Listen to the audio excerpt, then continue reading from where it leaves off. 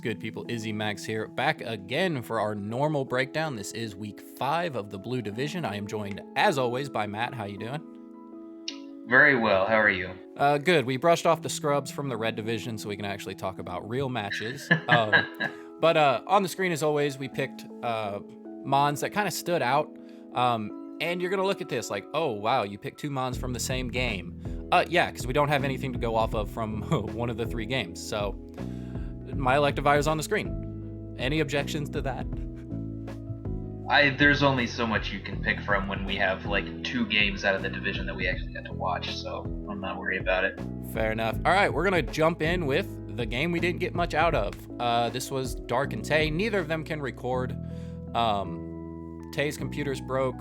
Morgan, I know, has a capture card, but I don't know what was going on there. But we kind of know what these sets were. Tay sent a paste in and gave me kind of a breakdown, and Morgan used the same team he used last week, which I hope he doesn't get back into that because that was a thing either last season or a couple seasons ago. But from what we were told from Tay, Trick Room Jirachi was so good. This is the first time I think he's really diversified in a positive way with the Jirachi running Trick Room and Screens with just Ironhead, because that's really all that was kind of needed in this match. And then towards the end of the game, when he's seen that Dark's Corviknight was actually faster than the Dragonite and the Jirachi, which means Corviknight had to have a lot of speed, because the Dragonite didn't have much, but it's still a Dragonite. So he just reset Trick Room and then just kind of went in from there with a Fire Punch on the Dragonite. But other than that, we really don't have much here. The Pick'em polls did pick Dark to win, but Tay's kind of on a revenge right now to kind of lock in one of those wildcard spots, or at least get into the playoff talks, and he's slowly creeping up there. So Matt, what do you have, kind of just based on what we know with little info? Yeah, I mean, there's only so much we can talk about here. The Jirachi set seems cool. I like that he included an attacking move on a more supportive set. I'm generally a fan of that on any support Pokemon. It's a little bit awkward when you're sitting there not able to do damage out of that one slot. And he did so with a move that's taking advantage of Jirachi's ability, so that seems cool. I like the set. Seems like at first glance it seems weird that Dark is not bringing Victini here, but then of course you remember that he just didn't build a team for this week, and he's using the same one as the previous week. So I think the match probably would have been better, closer, if he was actually prepping for his opponent this week. That seems weird. I mean, yeah, I was looking at build a team, man. Build a team. Yeah, I was looking at this like even a mixed Victini, Fusion Bolt, V-Create, or Blue Flare with Glaciate. Well, that answers literally everything on this team. Yeah, the Glaciate especially that's really nice for the Dragonite. It's a little bit of an obscure move if you don't really know a whole lot about a mod like Victini. So yeah, right.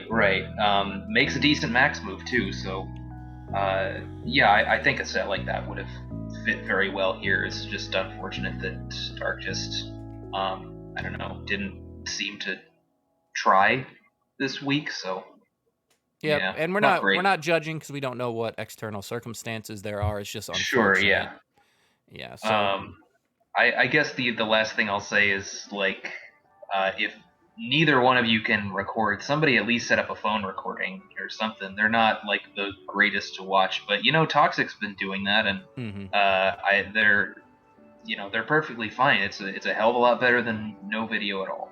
It makes our jobs a lot easier. it does, yeah. Then we don't have to sit here and wonder about what happened, or why we're looking at what we're looking at, or right. It gives us something more to talk about. We're supposed to be analyzing matches, and we don't have a match here. Yeah, but nonetheless, GG to Tay, keep climbing. You're showing promise for sure. So he's not out of it yet. Moving on. Scroll. There we go. Here you go, Matt. It's me versus Hector. Okay, so this was a pretty big game for the division. This was you were prior to this game, you were the last undefeated player in not only in the division but in our whole league, and this was the first of two upcoming matchups that was going to be the most challenging for you within the division. And Hector put up a hell of a fight and ended up taking home the W. So I think this was kind of another.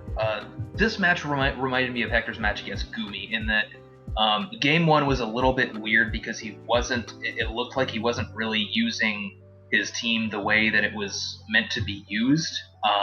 Especially just letting the Duraludon go down super early and then maxing the Togekiss, which, like, when you're trying to go with the Duraludon mode, the Togekiss was just it was a very underwhelming max option, and your Purloin Electivire mode was just able to go off and just blow shit up without taking a whole lot in return. So he was you kind of just you were able to eliminate a lot of his resources, and then he just didn't have enough to deal with the Dusclops Melmetal in the end, especially because he wasn't. I don't think he was getting his iron defenses up fast enough with the Appleton, which he did fix in later games.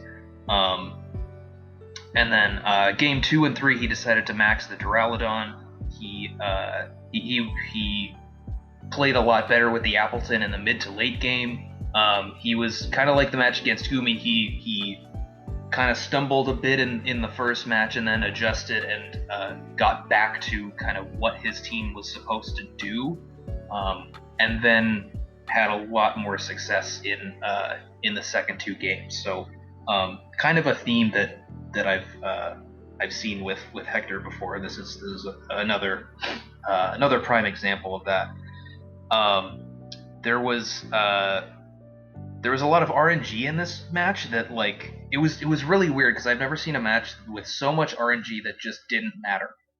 Like, there was a bunch of in game Thunderwave one, I paras had two full pair. Yeah, it was crazy. Yeah, well, there was another pair on the Duraludon in game 2. There was Four there Dark was Pulse flinches. Yeah, like there was Dark Pulse flinches that, like, basically just save Hector a differential point. Yeah, I mean, he did win -1, so because my Electivire killed itself. Right, yeah.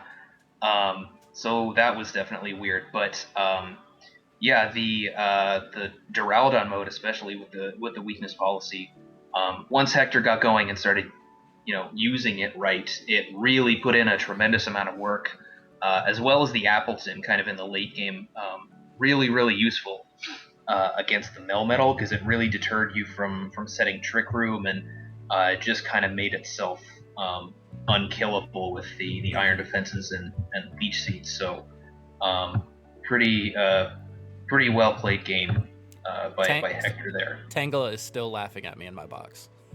Yeah. Yes, indeed. That's about all I've got. What do you think? So going in, Electivire was 100% my max option. It just matched up incredibly well against everything that wasn't named Appleton, and I didn't think Appleton was going to be a lead. And Purloin with Screech, so good. In game 3 specifically, which is where was kind of the turning point, because as soon as he protected the Duraludon, because prior to that he never showed protect, so I'm like, okay, maybe he's just like weakness policy for attacks because he needs all the coverage. Well, it wasn't. It actually had protect. Never revealed it up until that point. So as soon as he protected, because I expected him to max, and he wasn't really follow meing with the Blastoise. He was either faking me out or helping hand like he did in game 2. So I'm like, okay, the calcs check out. Screech plus Max Quake will kill the Duraludon. Yeah, that's why I thought that was right. That's why I thought that was a really good lead, because a really good read, rather, because you're right. He never protected prior to game 3, so you had no idea if he had it. And Duraludon, a lot of the time, even if it's not a Sulfust, it doesn't always run protect. No, Dark Pulse, Dragon move, Steel move, maybe a Tech Yeah. Ground or a Snarl or something like that. But you can watch in my video, I said I should target down this Blastoise. If I Screech and just Electric move the Blastoise, it's dead. I know I Oko the Togekiss in terrain. I should ignore the Duraludon. What did I do? Not that, because he didn't show Protect the entire game. And I think given that you hadn't seen Protect, your play makes sense. It's you saw that without the Screech, the Max Quake will KO non-Max Duraludon, so Screech plus Quake gets the Max. You saw in the previous game that he was willing to not click Follow Me, and he was just going for Helping Hand, expecting to get faked out. So it makes a hell of a lot of sense that you go for that play. I think he knew it too. Oh yeah, 100%. And then also, it was crazy because the previous game I OHKO'd the Blastoise with the Screech. Like Screech, Max Electric killed the Blastoise. Well, then game 3, Screech, Max Electric led the Blastoise on like 2 HP, which kind of effed up my end game a little bit. That was I went back and checked on that. That was because it died at -2 in game 2, but it had a Steel Spike boost. Yeah. So it was only at -1 in game 3. Yeah, I just didn't know how much that actually mattered. Right. But other than that, like, we didn't see the Talonflame or the Frostlass. Interested to see kind of what those two would have done. But you've seen all of my mons except the Mamoswine. It was a room service Mamoswine. It was meant to outspeed the Duraludon out of Trick Room and underspeed it in Trick Room. But seeing the Appleton and just how he was playing the Duraludon, I couldn't do it. I couldn't set up my Trick Room. It just didn't work. Other than that, I did teeter back and forth on the special Como-O, but with Screech, a Screech close combat, and a Screech Iron Head both KO'd the Togekiss and the Duraludon, so I had to go with that. I know you like special Como-O, but physical with what I was running really worked. But the Iron Defense on the Appleton just really messed me up. And then other than the few flinches there towards the end with Dark Pulse, the only other way out I had was also flinching with double Iron Bash, which, if I'm complaining about RNG, I can't praise for or hope for RNG. So either way, it was a super solid game. I didn't lose any differential points. He lost 1 but got the win. But if we play this game, I think every single round this is going to be a 50-50 matchup. I don't think there was a clear winner-loser in this matchup. I really don't. Yeah, it was, especially with the leads, it was definitely kind of a guessing game as to who was going to do what, and are you going to call the fake out, or are you going to call the because if I call that protect or whatever. If I call that protect, I think I win game 3 on the spot. Maybe. I wouldn't go that far, but it definitely. I mean, it obviously puts you in a better position than you were in. It's just a very hard call to make when you haven't seen Protect at all. Yeah. That's what I'm saying. Like if I knew it had Protect, I feel like that would have been a better turn for me. But super good game. Don't expect anything less out of Hector or myself. Right. So. I also like the Earthquake on Blastoise too. That caught me off guard. I was like, what is this? Originally meant to proc the policy. The Duraludon, but ended up breaking my sash on my Purloin, which sucked. Right, yeah.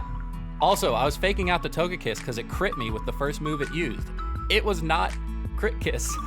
It was not indeed, yeah. Which is why it was not as good with as a max option there when he was going with like the Duraludon mode up front. Right. All right, moving on, we got the last one, and this is Toxic and Gumi. This match was very interesting. In the going rate is RNG right now. This season has been riddled with it, for better or worse. This game there really wasn't any. It was really just, hey, I have a max Diggersby. Hey, I have a max Grimmsnarl, other than in game 3 where the Rillaboom maxed, which make sure that's G-Max next time. It only hurt Gumi, so I wasn't penalizing him for it. But that's really what it was. It was who can deal with who's max first, because they were both just racking up kills. I do want to praise Toxic in his use with the Indeedee, not always clicking the follow me and actually just going for the damage sometimes just was the correct call when a lot of coaches, especially at Toxic's level, not any knock on Toxic, he's still improving, but normally those players would just click follow me.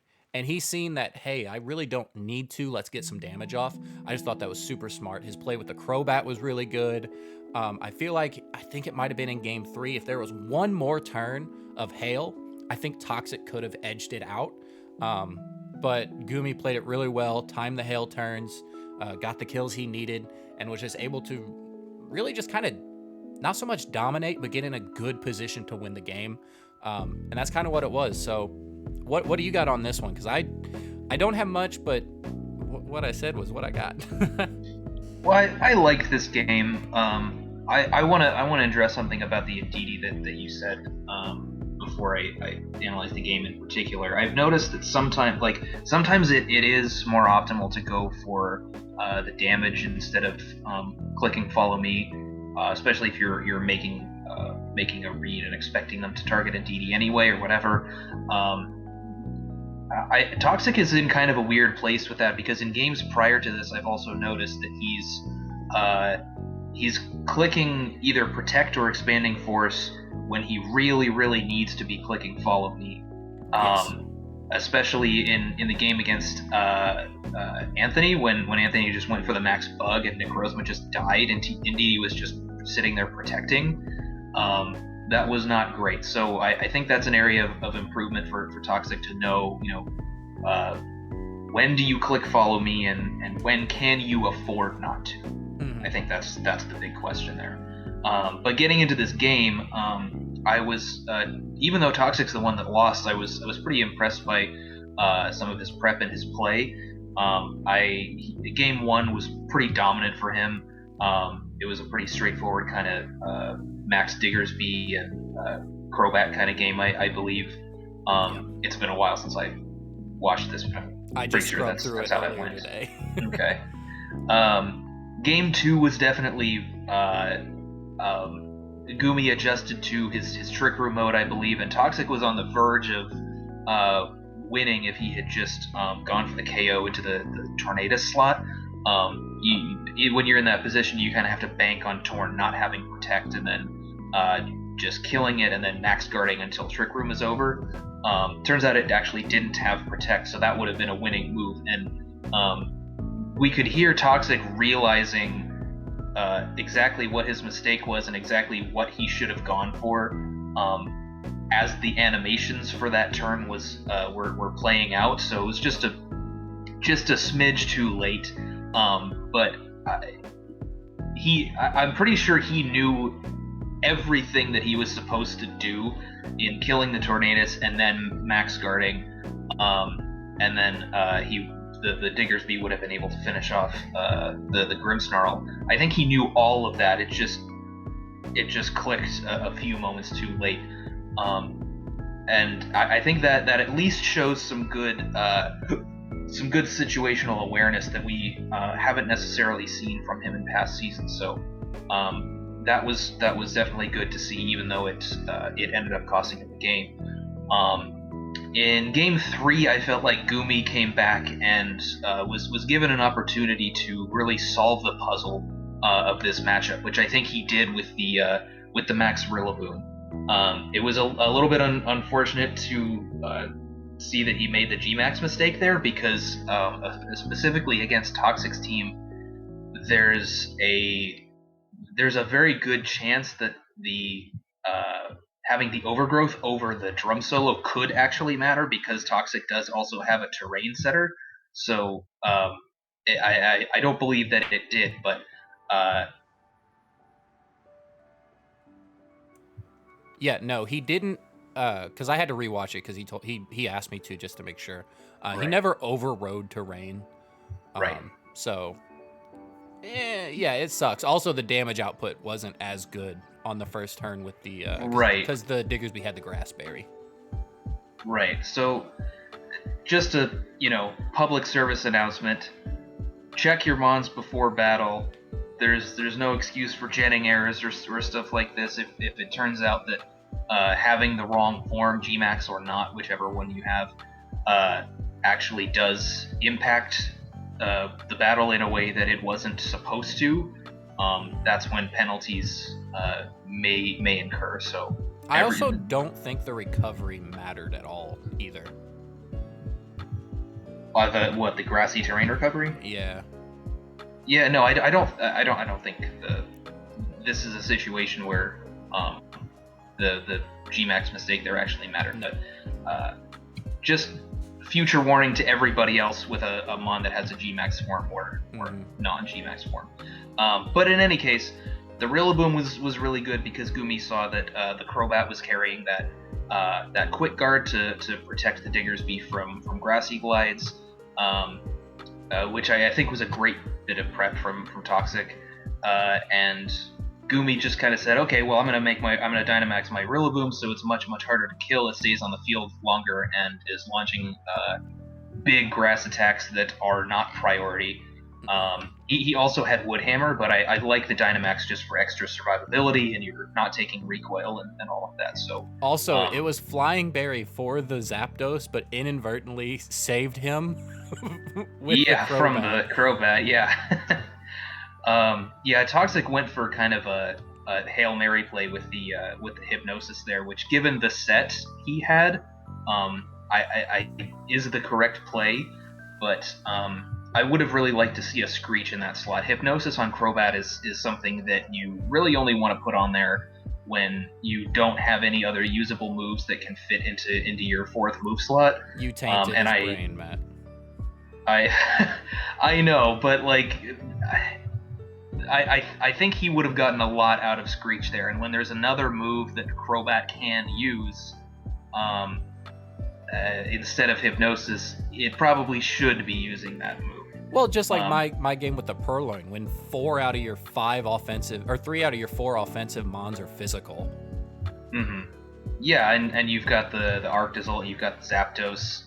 I'm assuming the Necrozma was still special here, but that's fine. Screech still helps with the other 3. That's reason enough to run it. Mm-hmm. And I think it would have, if he had gone for like a Screech and a Hailstorm into the Max Rillaboom turn 1, that would be a little bit of a difficult read to make because Max Rillaboom isn't super obvious there, but that could have been a game-winning play. For sure.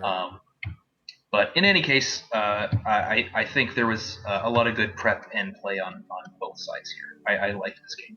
Yeah, other than the game we didn't watch, these two were super just spot on. I think you and Hector's probably game of the week for both divisions. Probably. But both these games went to 3. I'll say it, like I said with me and Hector, if this match got replayed, Gumi might not win it. It's not one of those one of those sets again. So that's always good to see in a league like this. It just shows competitiveness throughout the tiers. But that's all we got. This is going to be a short one. Next week, hopefully, we have all 3 games. But yeah, what anything you want to lead off with? No, GG to everybody this week. Good games as far as the ones we got to see, and good luck in week 6. Yep. All right. We will see you in the next one. Peace.